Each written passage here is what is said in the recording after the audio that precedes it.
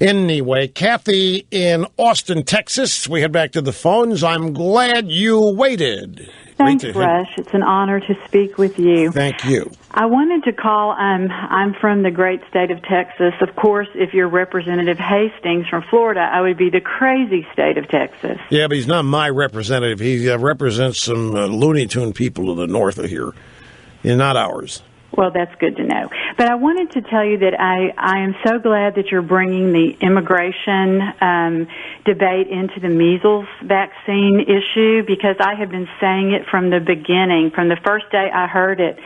How can it not be the people flooding across our borders that are not immunized? How can that not be a major factor in this deal? Do you happen to know off the top of your head, it's not a trick question, if you don't know, there's no wrong answer, because I don't think anybody else does. Do you happen to remember when the CDC officially declared the measles virus eradicated in the U.S.? Do you remember when that was?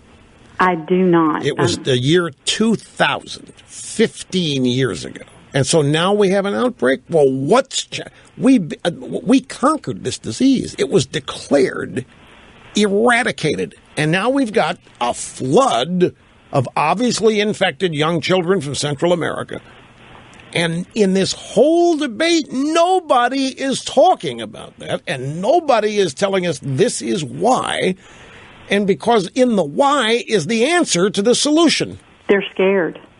They're scared to tell the truth, because if you speak the truth, then you are called anti-immigrant. But the vaccine debate has been going on for years, and we haven't really had a problem. But coincidentally, we had hundreds of thousands of people, mostly children, pouring across our borders last summer. Now, we have a problem, and they want to blame it on a mother that refuses to inoculate her child. Right. And the Republicans. Yes. So thank you for speaking the truth. I listen every day, and I just appreciate it so much. Well, thank you very much. It's the truth, but to me, it's simply common sense. If we have, and everybody knows measles have been conquered. They may not know that it was officially announced as eradicated in the year 2000, but everybody knows they haven't had a measles vaccine. You haven't had to vaccinate your kids against measles in how long? And all of a sudden, it's a major outbreak. Well, and how does it not get mentioned? It's only common sense why this outbreak is happening.